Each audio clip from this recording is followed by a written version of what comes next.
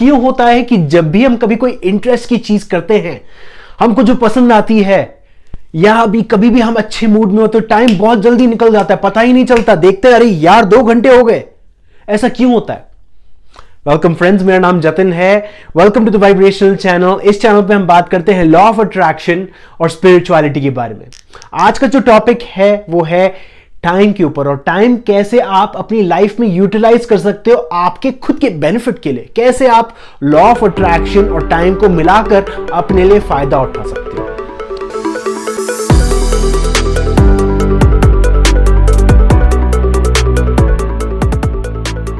तो यहां से चालू करते हैं। जैसे मैं बता चुका हूं, ये डायग्राम काफी बार एक्सप्लेन कर चुका हूं, पर अगर आप न्यू हो या अगर आपको रिफ्रेशर चाहिए तो ये डायग्राम मैंने बनाया है। ये अर्थ है और ये अलग अलग तरीके के अर्थ है। अब मैं जानता हूं कि आप थोड़े बहुत हैरान हो गए कि अलग अलग तरीके के अर्थ क्या होता है। अर्थ तो एक ही होता है। देखो, साइंटिफिक स्टडी की गई है इस पे, जिसका नाम है मेनी वर्ल्ड्स थ्योरी। इसका मतलब यह है कि हर सेकंड एक ऑल्टरनेट यूनिवर्स क्रिएट होता है, एक ऑल्टरनेट रियलिटी क्रिएट होती है। अगर आप लोग मार्वल मूवीज देखते हो, एमसीयू, आयरन मैन, एवेंजर्स, उसमें काफी बार एक्सप्लेन कर चुके हैं कि कैसे ये ब्रांच रियलिटीज क्रिएट होती है, कैसे टाइम एक इल्यूजन है। तो उसी तरीके से आप ये मानिए कि एक एक सेकंड जो है, एक एक सेकंड बिलियंस ऑफ टाइम्स एक सेकंड पर एक फ्रेम बनता है। मतलब हर एक सेकंड में आप एक तरीके से इस अर्थ से दूसरे अर्थ पे जंप करते हो, दूसरे अर्थ पे जंप करते हो। तो हर एक सेकंड में आप एक न्यू पर्सन क्रिएट कर रहे हो और एक न्यू अर्थ क्रिएट कर रहे हो, एक न्यू पर्सपेक्टिव क्रिएट कर रहे हो। अब क्या होता है, इसलिए ही हम बोलते हैं स्पिरिचुअलिटी में कि the universe is always expanding इसलिए क्योंकि हमेशा वो नए नए वर्जन्स ऑफ अर्थ क्रिएट होते हैं। अब यहां पर आते हैं। मैंने बोला कि जैसे आप इस सिचुएशन पे हो, अगर मान लो अगर आप यहां पर हो आज और आप चाहते हो कि आपका वेट कम हो, आप मोटे हो या आपको अपने वेट से खुशी नहीं है, तो आप चाहते हो कि आप अपना वेट कम करो, तो उसके लिए आप एक विजन बनाओगे अपने लिए कि मैं इस अर्थ पे जंप करना चाहता हूं। तो अगले ही सेकंड आप चाहिए तो नए अर्थ पे जा सकते हो, एक नया विजन क्रिएट कर सकते हो और एक नई बॉडी क्रिएट कर सकते हो।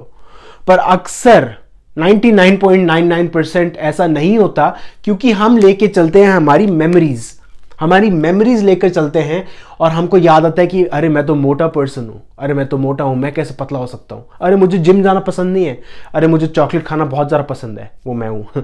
तो खैर ऐसे होता है, इसलिए आप इसकी जगह इधर आते हो, ये दूसरे अर्थ पे, जहां पर आपकी वो जो नेगेटिव बिलीफ्स है वो आपको और भी नेगेटिव रिजल्ट्स देती है, तो आप और मोटे होते हो। तो ऐसे करके यूजुअली जो है अर्थ का सिस्टम चलता है, वैसे ही स्पिरिचुअलिटी काम करती है। पर 99% हम एक तरीके से कांस्टेंट पैथ पे रहते हैं, क्योंकि हमारी जो बिलीफ्स है, हमारा जो मेमोरीज है, हमको उसी जगह पे होल्ड करके रखती है। अब ये मैं बता चुका हूं कि हर सेकंड हम जंप करते रहते हैं, तो वो सेकंड, हर एक सेकंड जंप करने के कारण आप क्रिएट करते हो टाइम। देखो, टाइम इसलिए इल्यूजन है क्योंकि अगर आप क्रिएटर को देखोगे, जो यूनिवर्स है या गॉड है, वो टाइम से बाहर रहता है, टाइम और स्पेस से बाहर रहता है या रहती है। तो हम एज ह्यूमंस, हमने अपने आप को लिमिट किया है, हमने अपनी वाइब्रेशन स्लो की है, ताकि हम हर एक सेकंड रियलाइज कर पाए, जो ये एक्सपीरियंस है उसको एक्सपैंड कर पाए। तो इसीलिए ये एक सेकंड क्रिएट होता है। अब मैंने जैसे बताया था वीडियो की शुरुआत में, ऐसा क्यों होता है जब हम पैशन की चीज करते हैं, जो हमको चीजें पसंद आती है, हमारा टाइम बहुत जल्दी निकलता है। देखो, आप जंपिंग तो वही स्पीड से कर रहे हो, जो आपकी जो हर एक फ्रेम जो निकल रहा है वो उसी स्पीड से निकल रहा है। पर जब कभी आप एक पैशनेट मोड में होते हो, या जब भी आपको कोई अच्छी चीज कर रहे होते हो, जब भी आप दोस्तों से घुल मिल रहे होते हो, जो आपको चीज पसंद है करना, तो उससे क्या होता है, आप आते हो प्रेजेंस में, प्रेजेंस में आते हो। अब प्रेजेंस में आने से क्या होता है, आप नोटिस करते हो इनडायरेक्टली कि मैं इस अर्थ पे हूं, अब मैं दूसरे अर्थ पे जा रहा हूं। कॉन्शियसली नहीं, अनकॉन्शियसली आप नोटिस करते हो मैं अब एक नई रियलिटी क्रिएट कर रहा हूं, मैं अब एक नई रियलिटी क्रिएट कर रहा हूं, मैं अब एक नई रियलिटी क्रिएट कर रहा हूं। पर जबकि अगर आप ऑपोजिट मोड सोचो, जब आप पैशनेट नहीं होते हो, तब क्या होता है, आप यहां पर पहुंच चुके हो, एक तरीके से आपकी फिजिकल बॉडी पहुंच चुकी है यहां पर आप अभी तक वहां पर अटके हुए हो, क्योंकि आपकी मेमोरीज, आपका जो कर्मा है, मेमोरीज को कर्मा बोलते हैं, आपका जो कर्मा है आपको उस तरह पीछे रोक के बैठा है। तो वो जो सॉफ्टवेयर है वो आपको रोक के बैठा है। इसलिए मैं बहुत ज्यादा अपने वीडियोस में बोलता हूं कि पैशन, जब आप फॉलो करते हो अपना पैशन, तब क्या होता है आपकी लाइफ में, आप प्रेजेंस मोड में आते हो, आपके लिए सारी चीजें इजी हो जाती है। ये जो जंपिंग है, आप जो भी ऑल्टरनेट वर्ल्ड में जाना चाहो, जो भी ऑल्टरनेट यूनिवर्स, अपना ऑल्टरनेट वर्जन क्रिएट करना चाहो, वो आप क्रिएट कर सकते हो। तो इसलिए पैशन बहुत जरूरी है। अब एक और चीज जरूरी है यहां पर मैं बताना चाहता हूं, क्योंकि मेरे पास एक क्वेश्चन आया था कि मैंने अपने वीडियो में बोला था कि लॉ ऑफ अट्रैक्शन, आपको जैसे आप सोचते हो आपको एक नई गाड़ी चाहिए, तो जैसे ही आप एक सोचते हो, आपकी सोच एक तरीके से वो गाड़ी मैनिफेस्ट कर देती है। अब वो आपको दिखाई इसलिए नहीं दे रही क्योंकि आप वो पुराने वाले वर्जन पे फिक्स्ड हो, वो नए वर्जन पे ऑलरेडी आ चुकी है, पर आपने उसकी तरफ स्पीड नहीं पकड़ी है। अब क्या होता है, जैसे मैंने ये एग्जांपल बताया एक तरीके से कनेक्ट करने के लिए, कि ये मान लो अर्थ है, इस अर्थ पे एक ये सन है, अर्थ के पास में सन है, अर्थ के पास में मून है। अब जब अर्थ घूमता है सन के अराउंड, है ना, जब वो इस तरफ पहुंच जाता है उसको मून दिखता नहीं है, या अगर हम अर्थ पे हैं, इस तरफ हैं, तो हमको मून नहीं दिखेगा।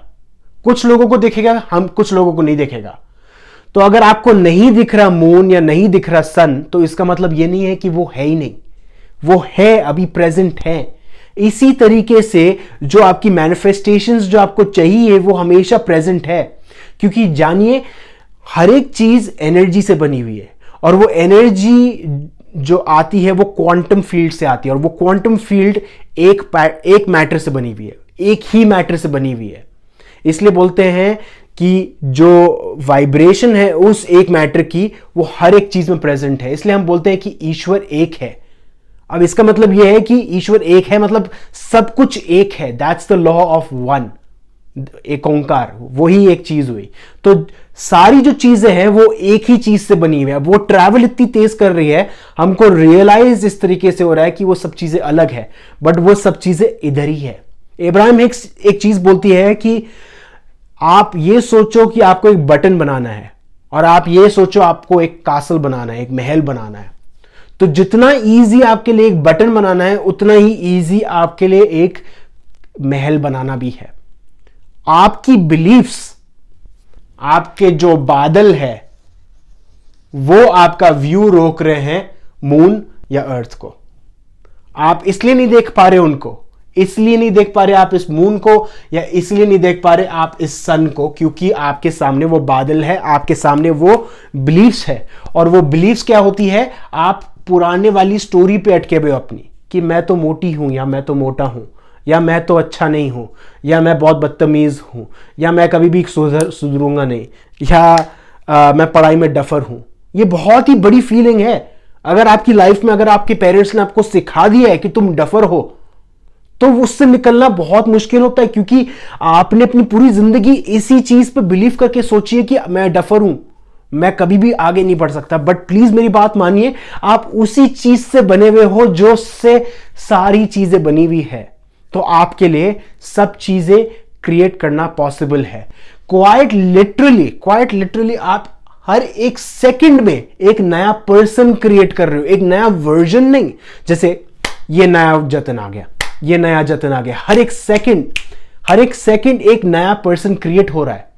पर वो हमको दिख इसलिए नहीं रहा क्योंकि हमने अपनी वाइब्रेशन इतनी स्लो कर रखी है। हम वो फ्रेम बाय फ्रेम देख रहे हैं।